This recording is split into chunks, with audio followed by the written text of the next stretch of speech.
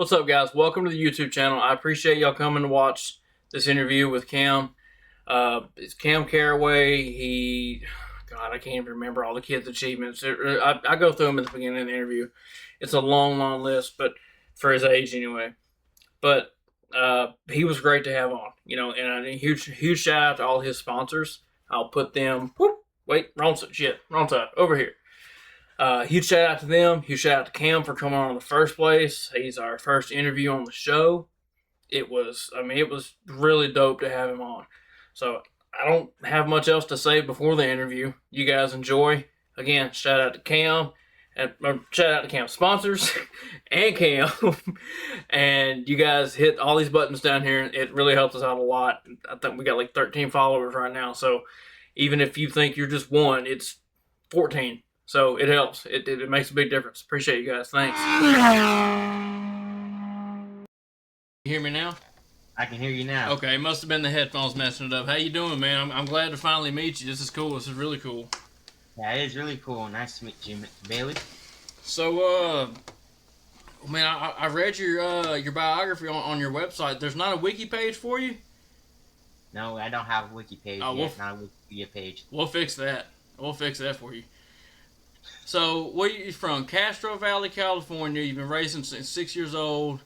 Won multiple quarter midget championships. Youngest driver ever to run a pro late model race at Madera Speedway. First African American California quarter midget state champion.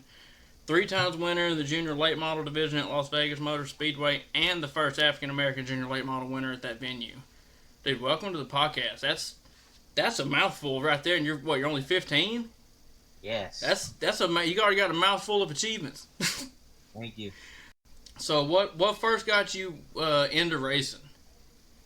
What first got me into racing was my parents have always said God made me this way, pretty much. Like ever since I was pretty much a baby, I always would play with Hot Wheels cars, diecast. I always watched the Indy 500 and the Daytona 500 repeat. That's awesome. And then we got the opportunity to start racing in quarter midgets.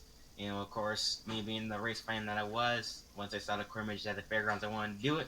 And then ever since I got in the quarter midget, I've been racing ever since. You just got the bug, huh? Yes. I get that, man. That's awesome. That's really sick. So what's your favorite track so far? My favorite track that I raced at has to be the Madera Speedway for sure, because when you go there, it's like a lot of the tracks they have one groove, but some tracks they have 2 grooves. But I think Madera is like one of the few tracks that has like a guaranteed top groove if it's there. Like the top groove is always a track at Madera that works. Like the top groove. That top groove is how one of my first. I was gonna say you got some success there. It sounds like you know the tricks of the trade there. So yeah, I was around the outside with a couple laps to go, and we actually did the outside lane practice last night at Madera before we went to go race. That's awesome. The actual race from that day, and I used the Highland around the leader of the race, and I got the lead from there. That's really awesome. I mean, I know it's probably a little confusing coming on an F1 podcast, but we're me and my co-host. He's not here today, but we're big F1 fans. But F1 has just introduced us to the world of motorsport overall. So this is why we're reaching out to you, and this is really cool. So what's a race day look like from start to finish? Breakfast to post race. So I think the race day at my level is, of course, when we wake up in the morning, we gotta get ready, brush my teeth, eat breakfast, do all of that, and then I think we'll do this from the Madera Speedway perspective, because then me and my dad get in my truck, we make the car ride over to Madera, and then we usually have a Friday practice because we're getting ready to go race in Madera this weekend for the 10K to win. So there's 10,000 to win on the line this weekend. So me and my dad are gonna get in my truck. We're gonna get in our truck, and then we're gonna head over to Madera. We're gonna do our Friday practice, make sure to get the car dialed in, and then on Saturday we head back to the racetrack, have even more practice, and then from there we head on into qualifying. And then that practice really helps get the car set up for qualifying. So that's why practice is really important for us. And then we go out for qualifying. We do 2 laps at Madera, and then from there you have this pill draw where they have either like a deck of cards, marbles, or a draw or something like that. And then you select like the top 10 probably. So say if you qualify on pull, then there's a chance you could pull out a 10, and you start You could have started from first, and then you had to start all the way in the Oh back. We've been man. a victim of that. We've been a victim of that a couple of times. Oh, that But would yeah, drop. That's after cool that's though. track. That's a fun twist. I bet. And then when it comes down to race time, you do 175 laps, pretty much of racing this weekend. And then once we're done, either once we're done, then we do post race where I'm either in victory lane, getting my top three interview, and then usually at a lot of these weekends, pretty much we have our little post race debrief with like a lot of professional motorsports do. But we also have ours with the car chief and maybe even the team owner as well, and just talk about things I could have done better, things that I did right, things that I was doing That's good, really things cool. that I could better at. I also love that even in your hypothetical post race, you're in your top three situation. That's exactly what it takes to get there, huh? To get to the top. Is that mindset of if you're always going to be at the top. Yeah. Yes, you always. I mean, racing like one of the main points is if you want to win. So. Yep. That's awesome, man. That's really cool. How did Vegas go for you? I know when we first started communicating, you were in Vegas. How did that go, dealing with the weather and whatnot? So since we had rain coming down on Thursday, when we were doing practice, but on Fridays when the rain really hit and it was like hail and everything, so they had to cancel qualifying with the Cars Tour. They go based off of points for qualifying, so the points here gets to start on pole. And we didn't ran a single Cars Tour race that year, so we had to start in the back. I think like 16th or 12th, something like that. Ooh. And then I believe we made our way up into the top 5, like I think like 8th to 5th, somewhere around there. Yeah, and it's impressive though. We actually had to go to the back like at least 4 times. It was back and forth race for us on Friday night, and then we made our way up to like 7th to 5th, and then we got punted with 6 to go, and we had to go to the back again, and then I passed I think around like 6 to 8 cars and finished like 8th. So it was a back and forth day, but we got a top 10 out of it, especially from starting in the back. Man, you look good. I've seen some of your onboards and stuff, and my oval knowledge is very, very limited, but you look like you got pace, man. Every video and onboard I've seen of you look like you're just ripping through other people. Like it's wild.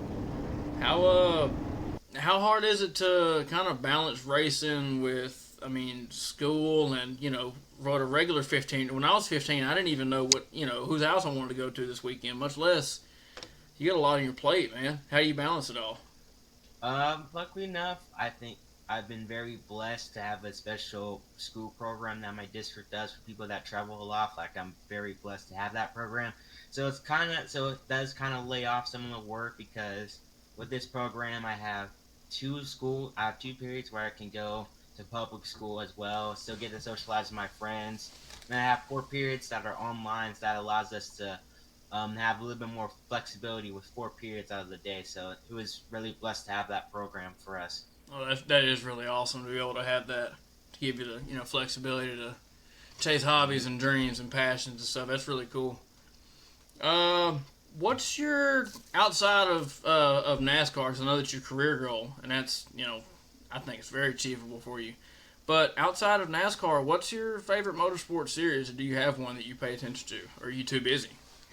I do watch NASCAR the most, but I like IndyCar a lot, and then there will be like some select F1 races that I watch every time. You got to be careful getting poisoned with that F1 stuff. You got to be careful with it. Yeah. It's just with F1, it's so hard to watch the races, especially with how early you have to wake up for them. So, for some races, I just coincidentally wake up early enough, so you just catch it, and I just catch it, and then I just watch it, and then I start out my day. Yeah. So I do watch some F1 races. Like, me and my grandma watched Monaco, IndyCar, and the Coca-Cola 600 this year. We were trying to do it last year, but the Coca-Cola 600 got rained out. But this year, the Monaco race was too early for my grandma. Well, she didn't. But we watched the Indy 500 and the NASCAR race together. I can tell you, she didn't miss much missing Monaco this year. It's like every year. It's a bumper to bumper parade. So it wasn't that good either of a race to watch. We had a suggestion on one of our episodes. We had a suggestion to do like a charity go-karting race at Monaco every year and take. I knew it was from you guys because I saw that episode. I was looking at your page. Yeah, so race because yeah, this year was just bumper to bumper. it Like was probably crazy. It wasn't even worth watching. Um, yeah. Any 500 was a blast, and the Coca-Cola 600 I you had know that pass 5 laps to go. It was insane. I didn't tune in to the Indy 500, and then after it was all said and done, I was looking on social media, and they said it was a banger, and I'm like, well, crap, I should have watched that instead of Mhm. Monaco. Uh, so I was going to ask you too. I noticed you work with an organization. I don't know, work with or sponsored by, or you're affiliated with Joshua's Gift. You gave him a spot on the hood of your car. That's that's a big give in terms. I mean, if we're just speaking cash business, it is business at the end of the day. That's a big real estate give to give them. So, what's your ties to the organization? So we are kind of partnered them with them in a way, but they don't give us sponsorship money. But for me, I've always been taught by my parents to just give back because, with the community, like one of the when we started out with the stock cars, I think pretty much almost every single one of our sponsors was a local business in the area when we first started in stock car racing. We had Cash Valley Tire Pros on the car, Adams Auto Works, Spine Mechanic. So just for me, kind of like a philosophy, like they give back to us, so we want to, of course, give back to them.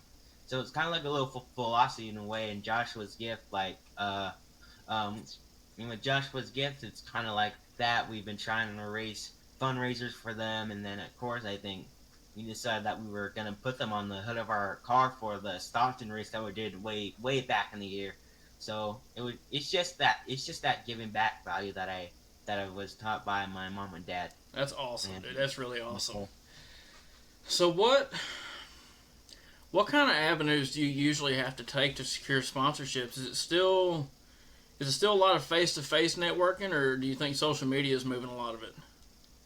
I think for sponsorships, like especially when you're going door to door locally, yeah, it's definitely at the top to the business owners face to face, and then for a lot of people, like especially now, a lot of race car drivers just have those relationships set up for them. Like some of their dads have been Sure, racing for have been racing NASCAR, so they're able to get the they sponsorship have not much easier, connections all the but way to the top, and have connections all the way to the top. And then I think there's some drivers who I think social media and with following does help a little bit, but it's definitely a lot more networking. Like you still have to go to meetings with them.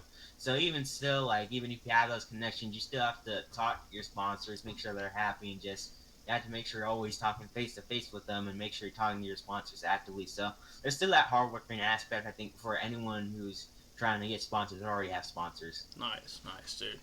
Last thing, I got a couple questions. I'm gonna wrap up with. I watched a little bit of your interview from SEMA 2023. What was that? What was that show like? I've wanted to go to SEMA before. What was it like there? When I first went there, I funny thing is I actually didn't know what SEMA was until we first got invited. I looked online, and that the amount of cars that I saw online, I was like, "Oh, this thing is a real deal." Gotta And go. then when we got there, oh my goodness, there was like so many cars, trucks. They had engine building contests, like when like at the front of the like they had the front of the things. Like, I think there were like people building engines there, That's like something like that. I forgot what it was, but it was something along those lines. So that. it was an insane show. We still haven't made it to everything yet, and I heard and it just gets bigger and bigger every single year. So Right. I was gonna say, do you think you'll ever be able to see it all? They keep expanding it every year, and I don't know if I can. I mean, we do a lot of stuff at SEMA, but it's insane of just how many stuff there is. Like we haven't even made it to the West Hall yet. that's It insane. is insane and just like the amount of stuff that you didn't know existed. They're just there. Like in one of those halls, they just have a tons of tires and other things like that. And just like you turn a new corner, and then there's a bunch of new stuff there, and Yeah, it's insane. that's awesome. And in that interview, you said you went to the NASCAR Combine, and to me that sounded like I don't even know what exactly is the NASCAR Combine. That sounds pretty cool. So it was a while ago, but I believe it was hosted. It was hosted by Rev Racing, was a NASCAR and Combine, and so before that, since you were there, we got to go to the Charlotte Roval race that was there, the NASCAR playoff race, And then during that week we did we had this workout part of the combine. We had to do go-kart part of a combine. And then we had to do I think like a little commercial part of it as well. So it was a really, and then the last day we got to race in their late model stocks. So Oh, to that's race really like cool. stock cars with a big tire, and it was cool getting to do that. I just had to, in sense, it was kind of, I think that it was in like two sections. One class was kind of for like, I think, a little bit of the older side, and then and like I think some people were trying to, some people that got invited were trying to go for, I think, the late model part, and then I was in the section looking to go on the legends, and then but they allowed some of the people that were driving that are driving the legends, like trying to get in the legend class for rev racing. They allowed them to get in their late model stock car and just follow someone there. So that was pretty cool. That was a pretty good experience that I got to do. Didn't get invited out next year, but it was still a great experience that I got to do. That's really cool, man. That's really sick. And last two, and then I'll let you get back to your. I'm sure you're busy getting ready for another race or whatever. But have we secured the Mountain Dew sponsorship? I heard it in your SEMA interview. I heard you say it's your dream one. Has it happened? It has not happened, but Get on it. Hey, get on it, Mountain Dew. Guy needs a sponsorship. Yeah, I'm pretty sure I've had almost every. If I see a new Mountain Dew flavor, that thing's coming off the shelf. It's got to come home. I've drunk almost every single Mountain Dew flavor that I can find. So, my favorite's Mountain Dew Code Red, but I just love Mountain Dew. Like ever since I first tried it, I knew it was gonna be one of my favorite drinks. I can relate. That I've had like almost every single race weekend. I think almost every single race weekend I have had a Mountain Dew. My body has also learned how to convert Mountain Dew to water, so I can relate to you. So yeah, I mean, of course you still want to drink water, but it's just always something that of course you want to drink water, but I do love my Mountain Dew. I love my Mountain Dew. So even sponsorship where. So Mountain Dew is a sponsor that I would just love to have. It's always been one of my top. Oh yeah, that'd be incredible. That'd be awesome. My very last thing is that me and some friends of mine are going to get into some local four-banger oval races and stuff, and I'm starting to build a new shop to be able to work on the race car in and yada yada yada. What are, if you had any must-haves for me to have in my shop? Anything at all? As for like a must-have. Well, let's see. You have 2 boxes, right? So True. As long as you have, I think, 2 boxes, you're probably gonna. I think for a must-have in your shop. The first thing that came to my mind was get a lift. 'Cause I hate crawling around on concrete. Yes, you definitely. I think that you need a lift. Gotta have a lift. I don't. I've been to a ton of race shops. I don't know a single race shop that doesn't have a lift. So yeah. And they all look porcelain crystal clean. All the ones I've seen, they guys take real good care of their shops. And then so I think you need a lift for that, because my team owner has a lift for that. So Perfect. I think another thing you need is you should probably get some parts off of Byron Performance. I'm not trying to sound like an ad or anything, but no, do it, ad man. Has really good parts. We use them on our late models in our micro sprints, their hoses and things like that. Say their name one more time. Vibrant Performance. Perfect. They have mufflers, resonator. They basically do exotic car parts. So that's sick. If you need a part that you need for your four-banger car, then definitely I think select Vibrant Performance for that. Perfect. 100%. That's key information. Really, I appreciate you, man. Well, listen, it's been awesome having you on. I appreciate you coming. You didn't have to. And it's been great, man. It's been awesome. I appreciate you. My pleasure. Thank you for it. Thank you. Absolutely. All right, man.